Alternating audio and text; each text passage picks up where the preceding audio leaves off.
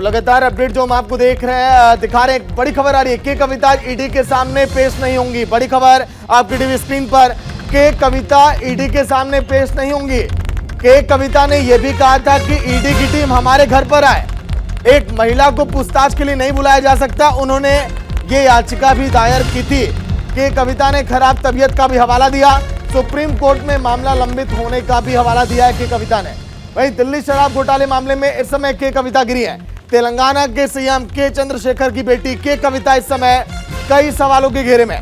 तेलंगाना में भी जमकर इस समय प्रदर्शन जारी है। के कविता ने खराब तबीयत का हवाला दिया, लेकिन ईडी का शिकंजा लगातार इस समय कसता जा रहा है कि कविता पर। के कविता के तमाम कार्यकर्ता भी दिल्ली आज के दिन पहुंचे थे। देखिए, आज हिंदुस्तान भर में एक यूनिवर्सल मुद्दा है। जो भी ऑपोजिशन में है, जो भी मोदी जी के खिलाफ बोलेंगे, जो भी बीजेपी के फेल्यूर्स को एक्सपोज करेंगे, उनको तो बुलाना ही है और सताना ही है। तो वो नॉर्मल कोर्स हो गया आजकल ये। लेकिन अनफॉर्चुनेट है, डेमोक्रेसी में ऐसा नहीं होना चाहिए। सबकी आवाज़ की रिस्पेक्ट होनी चाहिए, सबको सवाल उठाने का अधिकार होना चाहिए। और जब वो अधिकार नेता भी खो जाएगा तो कल जनता भी खो जाएगी। तो यह नेता के पास रुकने वाला नहीं है। पहले उन्होंने जो बिजनेस हाउसेस थे उन पे रेड किया, उनको कंट्रोल करने का कोशिश किया। देन पॉलिटिकल पार्टीज़ को भी कंट्रोल करने का कोशिश कर रहे। तो बचा कौन है अभी? नेता के बाद तो जनता के पास जाएंगे। तो जनता जितनी जल्दी ये बात समझ लेगी कि ये तानाशाही कितनी हद तक जा सकती है, उतना देश के लिए अच्छा है। लेकिन हम लड़ेंगे, हमने कुछ गलत किया नहीं है। तो जब भी वो बुलाएंगे जाएंगे, जवाब दे देंगे, आ जाएंगे, बस। और क्या कर सकते हैं। तो तेलंगाना की सीएम के चंद्रशेखर की बेटी के कविता जो इस समय ईडी के रडार पर है, लेकिन ये शिकंजा कैसे कसता चला जा रहा है, ये आप देखिए। के कविता के कथित पूर्ण ऑडिटर यानी कि कोरंड बुची बाबू लॉ से भी पूछताछ की गई है, यानी कि उनके ऑडिटर से भी पूछताछ की गई। वहीं इस मामले में सीबीआई गिरफ्तारी के बाद जमानत पर बाहर थे उनके कोऑर्डिनेटर। अब ऐसे में के कविता से भी पूछताछ अब होगी तो कौन से सवाल होंगे, क्योंकि शराब घोटाले में आरोपी बताया जा रहा है। वहीं अरुण रामचंद्रन पिल्लई के बयानों पर भी ऑडिटर से पूछताछ हो सकती है, कहा यह भी जा रहा है। ऑडिटर से पूछताछ हो सकती है। वहीं अरुण रामचंद्रन पिल्लई को ईडी ने 6 मार्च को गिरफ्तार किया था। गिरफ्तारी पर भी लगातार देखिए पूछताछ। लेकिन जो तमाम करीबी हैं कि कविता के, जो सहयोगी हैं, वो भी इस समय ईडी की रडार पर हैं कि इस पूरे मामले में क्या चल रहा है। लेकिन अगर हम बात करें दिल्ली में जिस तरह से आज के दिन मामला गरमाया कि कविता के तमाम समर्थक कार्यकर्ता दिल्ली की सड़कों पर आ गए, हाथों में तख्तियां और पोस्टर लेकर लगे नारेबाजी करने। सहयोगी मनीषा लाइव जुड़ी हैं, पूरी जानकारी जिनसे हम लेंगे। मनीषा, ताजा अपडेट फिलहाल क्या है? क्योंकि देखिए के कविता के समर्थक तो तेलंगाना से दिल्ली पहुंचा है कि उनकी गिरफ्तारी, उनसे पूछताछ ही जायज नहीं है। Manisha.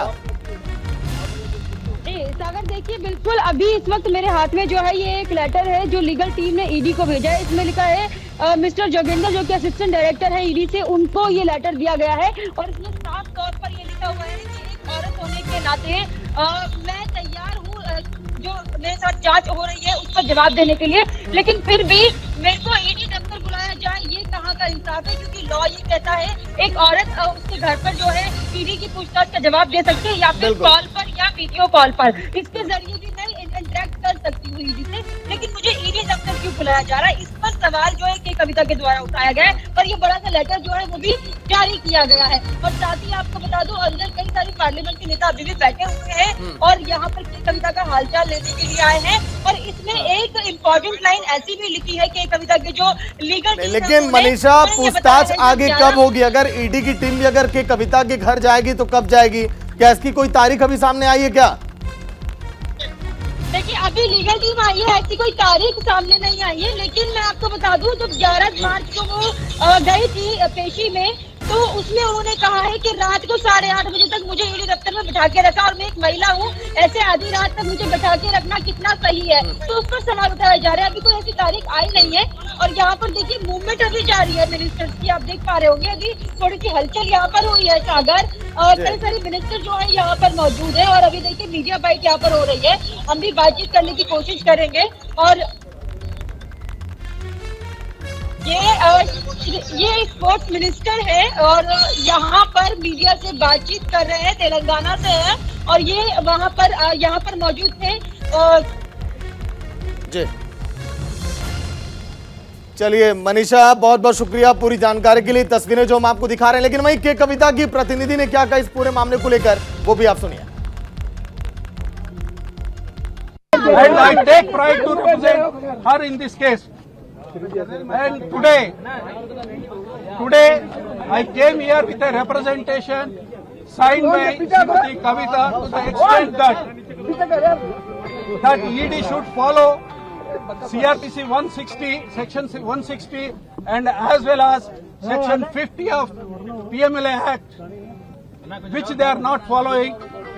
And they forced her to appear before them in office, and she was asked questions after 6 o'clock, which is patently illegal and against the law, which was there in which postulated by the Criminal Procedure Code. लेकिन इस पूरे मामले को लेकर जमकर देखिए, poster war का दौर भी जारी है। कैसे हो रहा है पोस्टर वॉर इस समय तेलंगाना में? बीजेपी और बीआरएस के बीच इस समय पोस्टर वॉर पूरे सड़कों पर दिखाई दे रहा है। तमाम तेलंगाना के मुख्यमंत्री के जो कार्यकर्ता है वो भी है। वहीं तेलंगाना में अगर हम बात करें कि कविता के समर्थक जमकर नारेबाजी भी कर रहे हैं। बीआरएस कार्यकर्ताओं की तरफ से पोस्टर लगाए गए हैं पूरे तेलंगाना में। बीजेपी की नीतियों पर हल्ला बोला जा रहा है, पूछताछ को लेकर भी सवाल खड़े किए जा रहे हैं। पोस्टर में बीजेपी के राष्ट्रीय महासचिव बीएल संतोष को अपराधी और वांटेड दिखाया गया है। बीएल संतोष को वांटेड दिखा दिया गया, अपराधी दिखा दिया गया। वहीं पोस्टर में बीएल संतोष को विधायकों को लुभाने में माहिर बताया गया है कि विधायकों को ये खरीद लेते हैं, प्रलोभन ये देते हैं और फिर उसके बाद अपनी पार्टी में शामिल कराते हैं। ये भी आरोप लगाए गए। तेलंगाना में इस तरह का जमकर पोस्टर वॉर जारी है। तस्वीरें आप देखिए, दिल्ली की सड़कों की ये तस्वीर है जहां पर के कविता, हालांकि देखिए कुछ दिन पहले आपने देखा होगा प्रदर्शन भी कर रही थी, महिला आरक्षण बिल की मांग को लेकर सड़कों पर भी दिखाई दी। लेकिन इस समय देश से लगाए, देश की राजधानी से लगाए तेलंगाना तक सियासत इस समय गरमाई हुई है।